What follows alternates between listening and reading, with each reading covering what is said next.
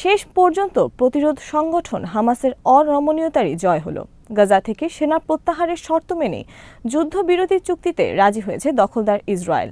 কাতারের মধ্যস্থতায় চুক্তিতে পৌঁছেছে দুই পক্ষ। 3টি ধাপে কার্যকর হবে এই চুক্তি। আলোচনার সঙ্গে সংশ্লিষ্ট এক কর্মকর্তার বরাত দিয়ে বার্তা সংস্থা রয়টার্স জানিয়েছে, বুধবার ইসরায়েল ও হামাস গাজা যুদ্ধের জন্য একটি যুদ্ধবিরতি চুক্তিতে পৌঁছেছে, যেখানে টানা 15 মাসের সংঘাতে হাজার হাজার ফিলিস্তিনি নিহত হয়েছেন এবং যুদ্ধের উত্তাপে মধ্যপ্রাচ্যে উত্তেজনা বেড়েছে। এই রিপোর্ট লেখা পর্যন্ত চুক্তিটি আনুষ্ঠানিকভাবে ঘোষণা করা হয়নি। এক কর্মকর্তা রয়টার্সকে জানান, প্রাথমিকভাবে 6 সপ্তাহের যুদ্ধবিরতির একটি পর্যায় নির্ধারণ করা হয়েছে। এতে গাজা থেকে ইসরায়েলি বাহিনীর ধাপে ধাপে প্রত্যাহার এবং হামাসের হাতে আটক বন্দীদের মুক্তির বিনিময়ে ইসরায়েল আটকে ফিলিস্তিনি বন্দীদের মুক্তির বিষয়টি অন্তর্ভুক্ত রয়েছে। চুক্তিটি মিশর ও কাতারের মধ্যস্থতায় এবং যুক্তরাষ্ট্রের সমর্থনে কয়েক মাসের আলোচনার ফল। যুক্তরাষ্ট্রের নবনির্বাচিত প্রেসিডেন্ট ডোনাল্ড ট্রাম্পের 20 জানুয়ারির অভিষেকের ঠিক আগে চুক্তিটি চূড়ান্ত হলো, যেখানে বিদায়ী প্রেসিডেন্ট জো বাইডেন ক্ষমতা হস্তান্তরের আগে মধ্যপ্রাচ্য সংঘাত বন্ধের প্রতিশ্রুতি দিয়েছিলেন। ফিলিস্তিনি স্বাধীনতাকামী সংগঠন হামাস জানিয়েছে, তাদের প্রতিনিধি দল মধ্যস্থতাকারীদের কাছে যুদ্ধবিরতি চুক্তি এবং বন্দীদের ফেরতের বিষয়ে তাদের সম্মতি জানিয়েছেন। নাম প্রকাশে অনিচ্ছুক একজন ফিলিস্তিনি কর্মকর্তা রয়টার্সকে জানিয়েছেন, হামাস চুক্তির মৌখিক সম্মতি দিয়েছে এবং চূড়ান্ত লিখিত সম্মতি দেওয়ার জন্য আরও তথ্যের অপেক্ষায় রয়েছে। 2023 সালের 7 অক্টোবর শুরু হওয়া ইসরায়েলের গাজা আগ্রাসনে এ পর্যন্ত 46,000-এরও বেশি মানুষ নিহত হয়েছে বলে গাজার স্বাস্থ্য মন্ত্রণালয় জানিয়েছে। উপকূলীয় এ এলাকাটি ধ্বংসস্তূপে পরিণত করেছে ইসরায়েল।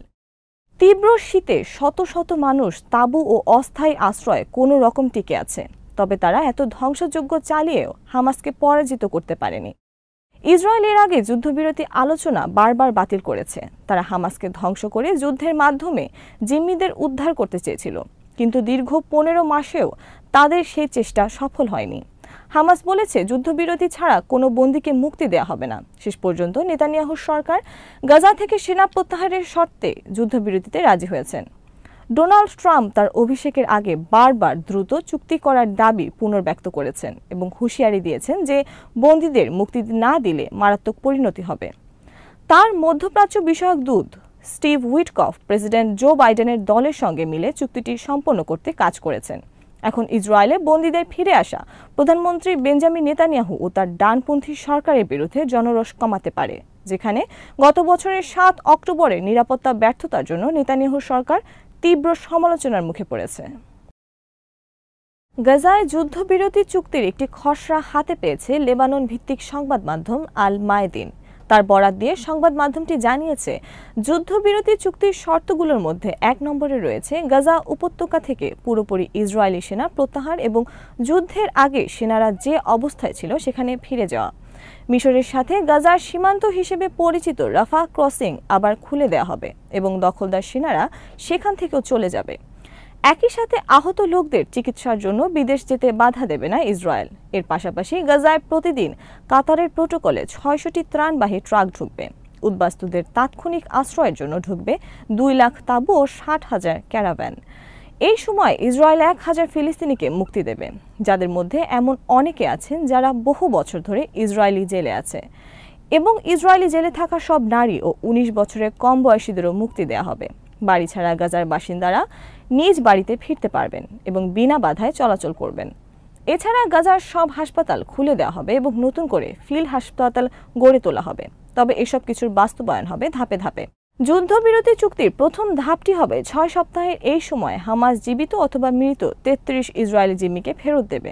অন্যদিকে উত্তর গাজার বাসিন্দারা আর রশিদ সড়ক ধরে বাড়িতে ফিরতে পারবেন। বিনিময়ে 1000 ফিলিস্তিনি বন্দীকে মুক্তি দেবে ইসরায়েল।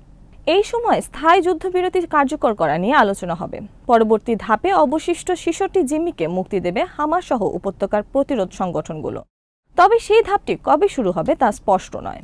একজন ইসরায়েলি কর্মকর্তা জানিয়েছে, প্রথম ধাপে হামাস যে 33 বন্দীকে মুক্তি দেবে তাদের মধ্যে শিশু, বেসামরিক নারী, নারী সেনা, 50 ঊর্ধ্ব ইসরায়েলি নাগরিক ও অসুস্থতা রয়েছে।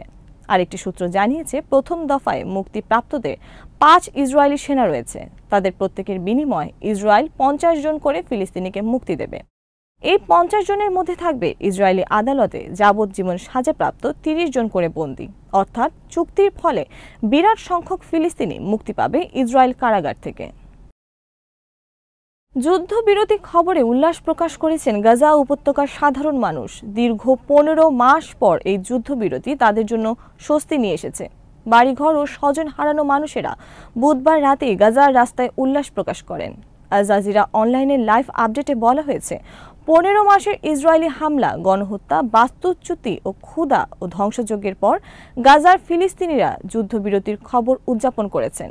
খবরে বলা হয়েছে, যারা যুদ্ধবিরতির খবরে উল্লাস করেছেন তাদের অনেকেই স্বজন হারিয়েছেন, তবুও কিছুটা স্বস্তি পেয়েছেন এই খবরে। অনেকে আল জাজিরাকে জানিয়েছেন, যুদ্ধবিরতি কার্যকর হলেই তারা নিজের শহর বা গ্রামে ফিরতে চান, নিজেদের ভিটায় পৌঁছাতে চান।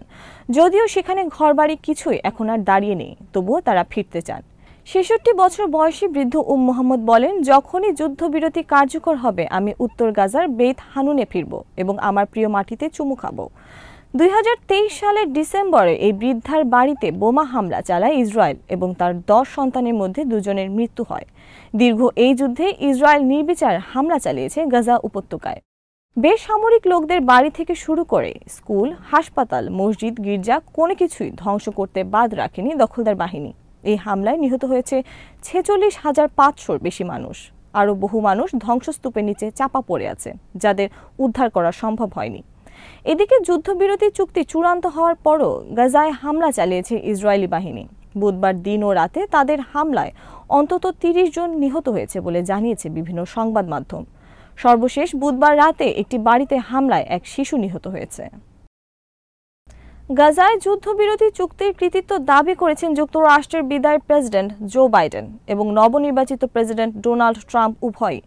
এই উপলক্ষে নিজের সামাজিক যোগাযোগ মাধ্যম ট্রুথ সোশ্যালে উচ্ছ্বাস প্রকাশ করেছেন ডোনাল্ড ট্রাম্প। দুই পক্ষ গাজায় যুদ্ধবিরতির ব্যাপারে চূড়ান্ত সম্মতি দিয়েছে এমন খবর প্রচারিত হওয়ার পর বুধবার হোয়াইট হাউসে এক ব্রিফিংয়ে জো বাইডেন বলেন, আমি অন্তরের অন্তঃস্থল থেকে সন্তুষ্ট। আন্তর্জাতিক সম্প্রদায় এবং এ যুদ্ধের মধ্যস্থতাকারীদের ব্যাপক কূটনৈতিক তৎপরতার ফলেই এ চুক্তি সম্ভব হয়েছে। চূড়ান্ত চুক্তি অনুযায়ী বাইডেন যেদিন বিদায় নেবেন তার একদিন আগে 19 জানুয়ারি থেকে যুদ্ধবিরতি শুরু হবে গাজায়।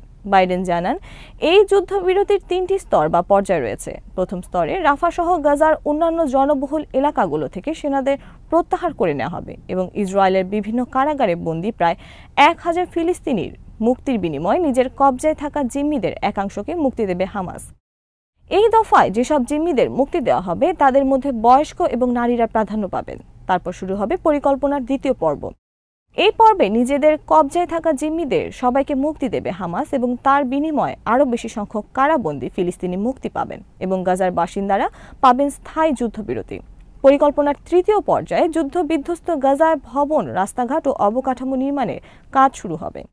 প্রায় একই সময় নিজের সামাজিক যোগাযোগ মাধ্যম ট্রুথ সোশ্যালে এক পোস্টে ট্রাম্প বলেন, মধ্যপ্রাচ্যে যারা জিম্মি অবস্থায় আছেন তাদের মুক্ত করতে আমরা একটি চুক্তি করতে পেরেছি। শিগগিরই তারা মুক্তি পাবেন। আপনাদের সবাইকে ধন্যবাদ।